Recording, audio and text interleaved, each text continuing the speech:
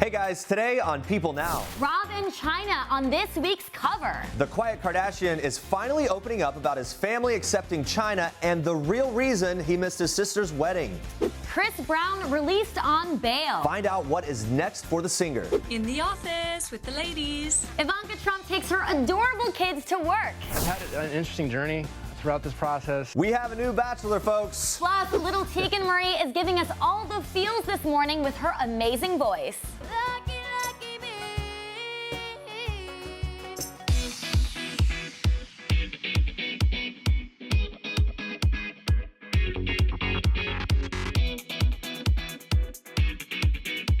Hey, good morning, guys. Welcome to People Now. Wow, lots going on today. So much to get to and some really great music a little later on as well. Here's what you need to know and what's trending for today. Chris Brown has been released from police custody after being arrested Tuesday on suspicion of assault with a deadly weapon. He was let go on a $250,000 bail, and his next court date is set for September 20th. Brown's attorney, Mark Garagos, confirmed this, the whole thing, tweeting early Wednesday morning that the musician had been released. He said, "Thanks to everyone for their support and well wishes. Chris is out and well. The allegations against him are demonstrably false. Hashtag Team Breezy." The Associated Press reports that the arrest took place at Brown's Los Angeles mansion after a nearly 14-hour standoff and ended when police obtained a search warrant to enter the residence. The standoff started when a guest at Brown's home, model Boehlke, said that Brown pulled a gun on her after she was admiring some diamonds at the house. The model talked to Extra about the event. Watch. And then that's when Chris came in, pulled out his gun and said, "I'm getting so sick of you people," pointed the gun at me to get the F out of the house. Bailey goes on to say that after the altercation, she fled the house screaming, and that's when neighbors called the police. The model also gave a message to Brown in her interview, saying, "I would say to Chris, be the good person that I know you are. He knows what he has done. I would just say, come out with the truth, because I'm sure it will come out one day anyway." During the standoff, Chris posted videos on Instagram of him ranting about everything going on, which all those videos have now been deleted. But in one video, the singer said, "Every 3 months, y'all come up with something. At the same time, when I call the police for stalker people that are endangering my life, they don't come until the next day." The only video on Brown's Instagram account from the event is a video of singer Ray J, who was allegedly at Brown's house when it all went down. Here's what he had to say. Yo, this Ray J. Check it out.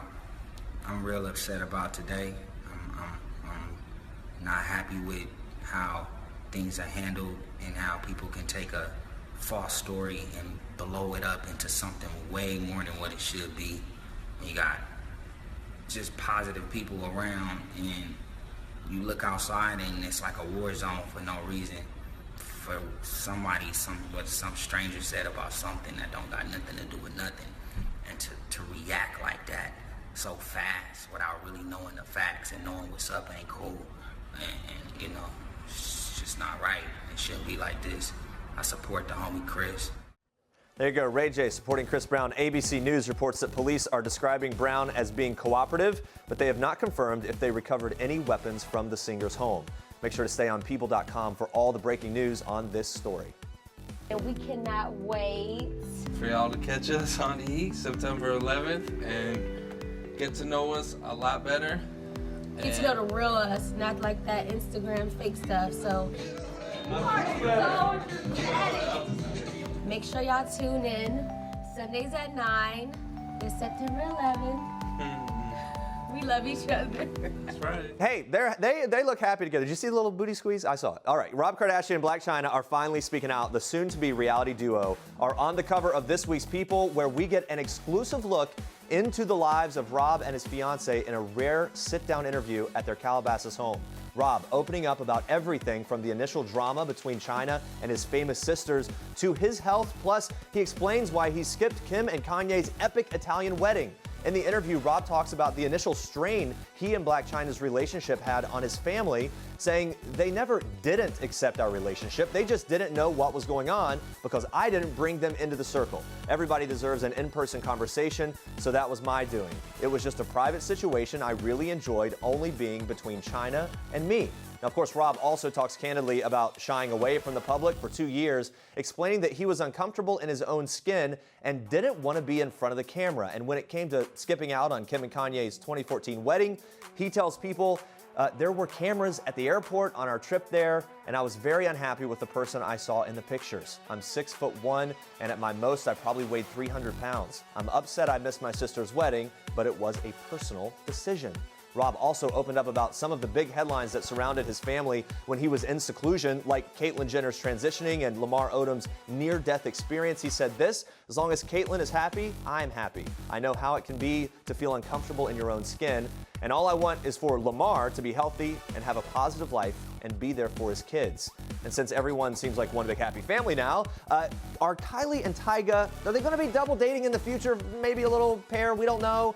Maybe not so much. Chyna says no, but everybody is super comfortable. There's no animosity. We've all talked. I've met up with Kylie. I feel comfortable with Kylie being around my son King, and I'm sure Tyga feels comfortable having King around Rob. We're happy to hear everyone is getting along. For the entire exclusive interview with Rob and Blac Chyna, pick up People on newsstands Friday. Well, guys, earlier this summer, it was discovered that the music icon Prince's death was due to an overdose of the opiate fentanyl. And in this week's People, one of Prince's exes tells all about the superstar's addiction struggle. Charlene Friend dated Prince in the 1990s when he was at the height of his pop fame. She had previously battled with the pop star when she tried to sell mementos that he'd given her, but they eventually made peace with one another. Charlene opens up to People about Prince's mysterious nature, saying this: the way he lived his life was like a Pandora's box. Even his death has become something of a mystery in the way that it's still unfolding. I'm sure in the months to come, even more information will come out that people will find unnerving and unsettling. While she didn't ever see him do drugs, Charlene reveals that Prince would stay up 5 days at a time without sleep, food, or even water when he was going back and forth from the studio. When the singer did allow himself to sleep, Charlene says he would have to make sure all the bedroom windows were covered with aluminum foil and put the heat up to 80 degrees or higher, adding he would be shaking all through the night. The first time that happened, I asked him if he was having a nightmare, and he said, no, I was dreaming music. Even in his sleep, the music just poured out of him. Later on, Charlene claims to have learned the truth behind those restless nights from Prince's half-brother Dwayne Nelson, who was the head of Prince's security team and passed away in 2013. We call it the cocaine diet. Charlene surprised, of course, by that revelation from him, saying it was shocking to me, to hear that. He hid it so carefully. I never saw him take even an aspirin. For more on Charlene Friend and her time with Prince, check out this week's People on newsstands everywhere Friday. There's so much to that story. Everyone surrounding him continues to come out with new information. Being revealed, yeah. Yeah, and I don't think that's going to change anytime soon. Another big revelation, The Bachelor. Yes, one of our favorite guilty pleasures. I have news on this. Watch this. Please give it up for your new Bachelor. Come on out. Can you believe it, Bachelor Nation? On Tuesday night, ABC revealed that Nick Viall will be handing out the roses on season 21 of the hit dating show. This will be Viall's 4th shot at love on the Bachelor franchise. Yes, 4th shot. He's come in 2nd place on 2 different seasons of The Bachelorette and also is on this season of Bachelor in Paradise. Viall addressed his past Bachelor experiences on After Paradise last night. Watch. I've had an interesting journey throughout this process. It hasn't worked out so far, and hopefully this time around, maybe things will end up on a more positive note. It is so cool. It's so cool to root for you, seeing as how you weren't the best portrayed guy. Is that a nice way of putting it on the first 2 go-rounds? You know? Well, one of the mistakes Nick alluded to in that clip was his infamous confrontation with then Bachelorette Andy Dorfman on his first season of the show. Watch. If you weren't in love with me, I'm just not sure why you made love with me. I don't. Well, Nick received a lot of backlash for breaking the Bachelor's unspoken rule that what happens in the fantasy suite stays in the fantasy suite, and later conceded that he could have been more delicate. And viewers will be able to see just how delicate Nick is in the role of handing out the roses when the new season of The Bachelor premieres in early 2017. All right, well, imagine getting a text from Orlando Bloom after his naked ambition. Well, that's just what went down between Bloom and his ex, Miranda Kerr. The model reveals the actor texted her to warn her about those now infamous photos of him paddleboarding nude in Italy when he was vacationing with girlfriend Katy Perry. Kerr revealed to Kiss FM's Kyle and Jackie O how he broke the news. Oh my God, he texted me and he was like, I'm really embarrassed. Some photos are coming out. Just thought I should let you know. And I was like, right, what were you thinking? Seriously, what were were you thinking? Miranda Kerr making an appearance promoting her new swimwear campaign on the radio show. She even joked about the situation, saying that she would send Orlando some swim pieces from her collection for him to use. Now that would be pretty amazing. All right, well, after missing Sunday's MTV Video Music Awards due to being hospitalized, Olympic gymnast Gabby Douglas is sharing an update on her health with fans. The 20-year-old posted on Twitter and Instagram Tuesday night saying, "Hey guys, just wanted to let you know that I'm doing okay. I had a complication from a prior injury that caused a cyst to grow on a bone in my mouth. Got it removed and feeling much better now. Thanks for all your concerns and prayers, and huge thank you to the doctors that have taken care of me these last 4 days. Hashtag on the road to recovery. Hashtag, but I still got to get these wisdom teeth out." And ooh, we all know that is going to hurt. Well, feel better, Gabby. We do this before every single show. Are you ready? I'm ready. All right, here we go. Bucket of fish, bucket of fish, bucket of fish, bucket of fish, bucket of fish, bucket of fish, bucket of fish, bucket. We clap too. Yes. Who doesn't love a bucket of fish? That's Tegan Marie. We were trying out her pre-show ritual. I gotta say I love it, and I love buckets of fish too. If you don't know Tegan yet, well, she is exploding on the country scene. She got huge recognition and 16 million views on Facebook for her cover of Florida Georgia Line's song Holy, not too shabby. Now Tegan is working on her own music, and her new song Lucky Me is our Toyota People Pick of the Day. Tegan performing it here for us, and at age 12, she is gonna blow you away. Watch.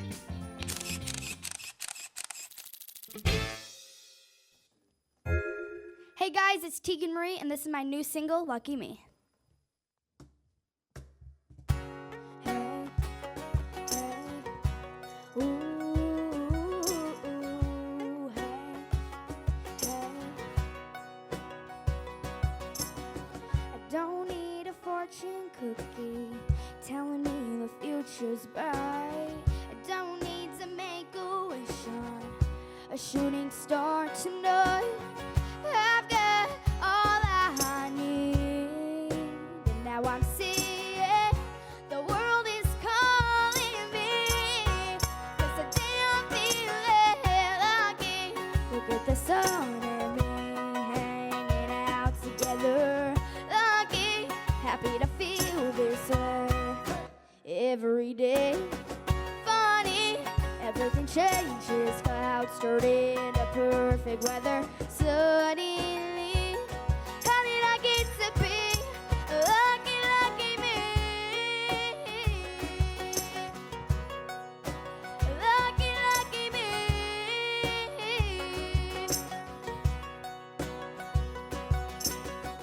I've got a bright big rainbow right outside my door. It's like the winning ticket that I've been waiting for. I've got all I need, and now I'm seeing you can follow me. 'Cause today I'm feeling lucky. Look at the sun and me hanging out together. Lucky, happy to feel this way every day.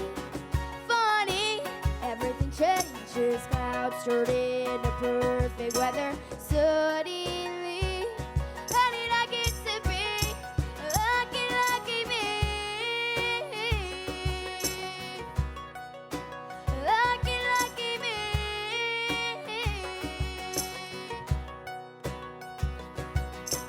Everything's here at the right place at the right time. Oh, and dreams come true, and the planets just align. Lucky, look at the sun and me hanging out together. Lucky, happy to feel this way every day. Funny, everything changes. Clouds turn into perfect weather. Suddenly, how did I get to be lucky, lucky me? Lucky, lucky me.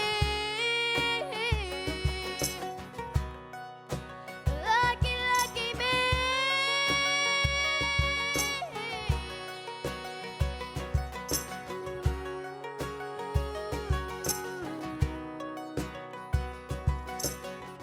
Don't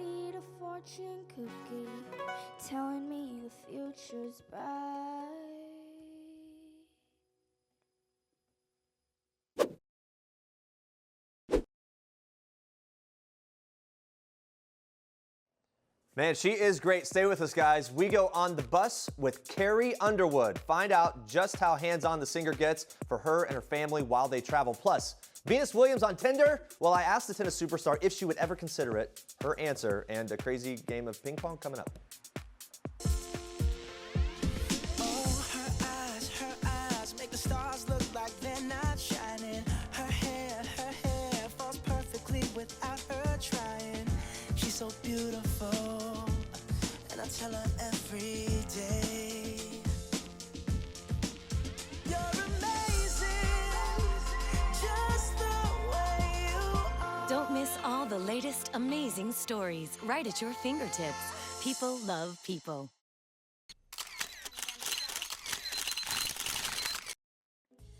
The stars are on the move, and we're following them in today's edition of Star Treks. In the office with the ladies.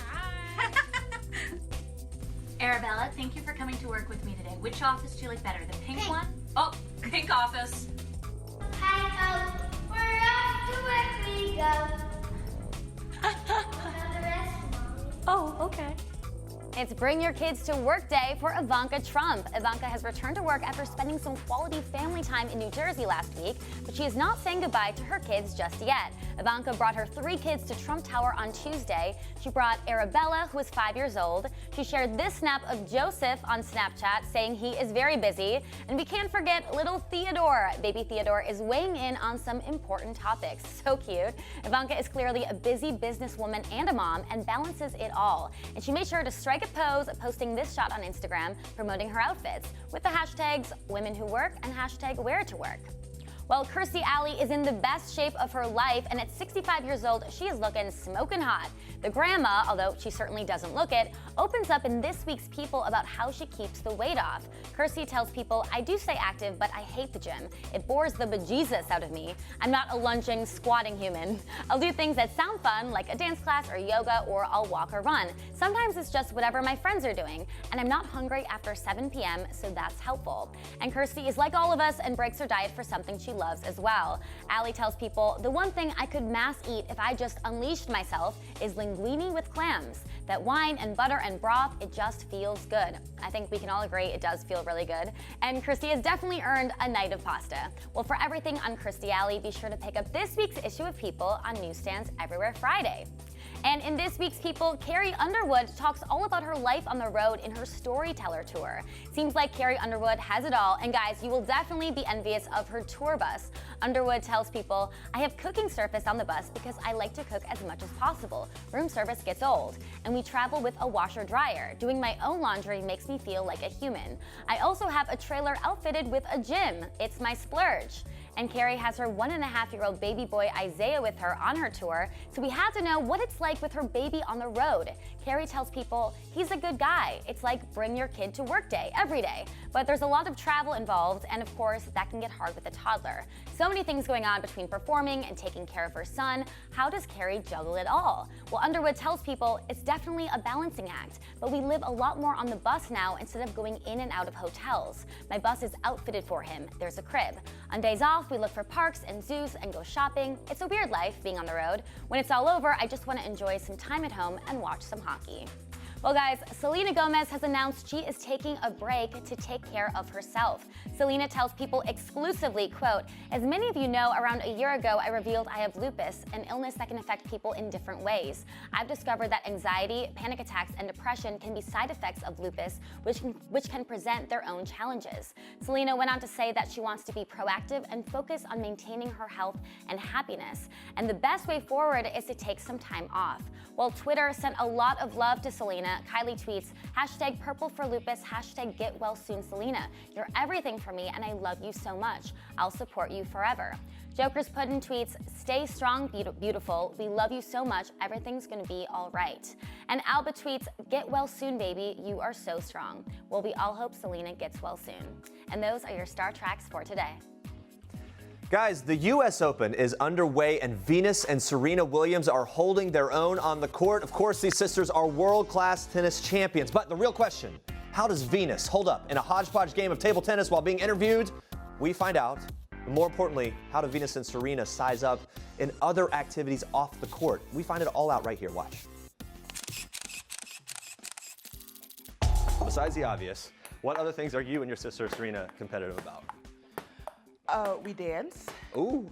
Who cuts the rug better? Who tears it up on the dance floor? Well, she's really good at things like aerials. And I'm a little better at maybe, let's say, hip hop or jazz. But no one's gonna pay us to dance. Let's put it that way. Hip hop or jazz? Okay, who's a better cook? Well, I'm a smoothie expert. Oh, really? Yes. My wife's a smoothie expert. What do you love the most? What's the secret ingredient? I love to add pineapple. I like to add secret ingredients like celery. I also love little kale, maybe. Little kale. Okay. I love kale. It's my favorite in smoothies and to And drink. you can like mask the kale taste with all the pineapple and everything else, right? I don't mind the taste. Oh, you like it? Yeah, Okay. I'm a purist. And you add things like almond milk, coconut milk, and my favorite is silk almond milk, silk coconut milk. Okay. Wow, Wow, I am yogurt right now. Wow, we are all just plant-based. We are making up our rules as we go along, and I'm just going to say this: we're kind of. Are we killing This is getting crazy. Final intrusive question. You ready for this? I want to be. Here it is. Do you have time for love life, Oh Venus? God, I never get into that. That's like jinxing it. That's jinx. That's Okay, asking for it. Okay, so we keep it quiet, which doesn't mean it's not happening. It just means. It just means that you try to put some respect on your life. What are your theories and what are your sort of attitudes about things like one of the big stories that came out of the Olympics was like Olympic Village Tinder use went through the roof. People are like online dating using the apps and stuff. What's your opinion about online dating using those apps? I don't think I could do it. It'd be awkward. Well, especially They'll be like, do you play tennis? No. Special interest tennis. I mean, the ping pong skills aren't, not the worst. You saw Tegan perform for us earlier. Well, she also got to perform the national anthem for the U.S. women's national soccer team. Did little Tegan Marie make Hope Solo cry? Watch this. You performed the national anthem at the U.S. women's soccer team, their Olympic send-off game. It's just like the list of things that you've done just keeps going and going. Did you meet the team? I met some of them, Did you like meet some of Hope them? Solo, Alex Morgan. Do you remember any of your interaction with Hope Solo, what that was like? I actually think she was crying. Yeah? When they won, she was bawling her eyes out. And I was just so touched by everything. I got to watch the game. In Kansas City, it was hot, but it was such an experience for me. 13,000 people. That's incredible. And you made Hope Solo cry. So there you go. Either from the win or from your voice. We don't know why, but we know that she was in tears. This is Blake Lively in People, famous for her dazzling red carpet style. And this American classic. This is American sweetheart Julia Roberts, who served these at her wedding. And Matthew McConaughey, who told people that while he never accomplished his childhood dream, he still scored big. People, celebrating America and the stars who show their stripes. Don't miss this week's People. Guys, making a murderers Stephen Avery and Brendan Dassey have been in the news again recently after Dassey's conviction in the murder of Teresa Halbach was overturned, and Avery's new attorney, Kathleen Zellner, filed a motion on August 26th requesting new DNA testing. Ryan Ferguson, the host of MTV's Unlocking the Truth, was wrongfully convicted of a murder in his home state of Missouri and freed after 10 years in prison thanks to Zellner, that same attorney. So when I just sat down with him, we talked about the latest in the Stephen Avery case. Watch this. Kathleen Zellner, the attorney who helped get you free, is now representing making a murderer Stephen Avery, which obviously a lot of attention surrounding that case, surrounding him. Have you heard anything as far as the latest on that case or anything from her regarding what's going on with Stephen Avery? Well, she just filed. She's going to get a lot of new evidence in the next couple of months, I believe. And when she does, I think there's going to be Pandora's box is going to open up. You know, we phrase it the Zelnami. It's going to be a Zelnami coming. So, yeah, she's incredible, and she's going to expose a lot, I think, going on in Manitowoc County. Brendan Dassey's conviction was recently overturned. Such a huge moment for him, and a huge moment in that story. In your community, and you know, that's obviously right around, surrounding the people that you're involved with. What did that moment feel like for you and for the people you know? I think it was a big moment for the wrongful conviction community, especially juveniles who are interrogated by these police. You know, there's just so many incredible people who are trying to expose that, and Steve Drizzen's one of the main guys in that case. The attorneys, I've had the opportunity to meet him, and it just pushes forward what's happening in interrogations and stopping these young people from being taken advantage of. So I think it's gonna help so many people in the future that never know they'll be helped. And when we look at Making a Murder, that was a show that so many people watched and became so, at least felt very personally connected to the story. You obviously perhaps had to feel even more personally connected just in terms of what you've been through. What was it like for you to sit and watch that show? Oh man, it was wild. I mean, you know, you see, I think, different elements of cases that a lot of people don't necessarily pick up on. And so you're trying to explain it to people, and it's just all these minute things. But when they all compile and they add up, it's just like, this is such an injustice. And it was difficult. I mean, there's definitely moments where I felt like that happened in my case, or it's happened in cases of people I care about, like Amanda or Brian Banks. And yeah, it was rough, but it's what the public needs to see, because that is the way our system operates. It's not an isolated event. This is happening all over our nation. Guys, coming up tomorrow, former To Catch a Predator host Chris Hansen. Wow, Chris Hansen. I'm thinking about Stephen Avery still. It's in my head. Because you're obsessed with that I'm story. Obsessed. Also obsessed with Chris Hansen. He's here revealing how his latest project is shining a light on criminals and another crisis. Wow, I can't read it today. And Chris Klein will be dishing about his latest movie. Thank you guys for watching. I don't know if Chris Hansen has me flustered, or if just the new developments in the Stephen Avery case. For now, we leave you one last thing from country star Kane Brown. Enjoy, and we'll see you tomorrow. Bye, guys. Hi, my name is Kane Brown, and this is one last thing. The last movie that gave me all the feels was X-Men Apocalypse. I seen a scene where Magneto's family died, and I put myself in that perspective, and it made me really care about my family. I wanted to text my mom right after and, you know, tell her I loved her. My last splurge was I bought a new truck, and his name is Rex. The last song that was stuck in my head is This Is What You Came For by Rihanna. It just makes me want to go shopping. Blac Chyna is bearing all on the latest cover of Paper magazine. The pregnant 28-year-old seems to be taking notes from Kim Kardashian West, her soon-to-be sister-in-law. Remember when Kim tried to break the internet? Well, Chyna opted to go fully nude and partially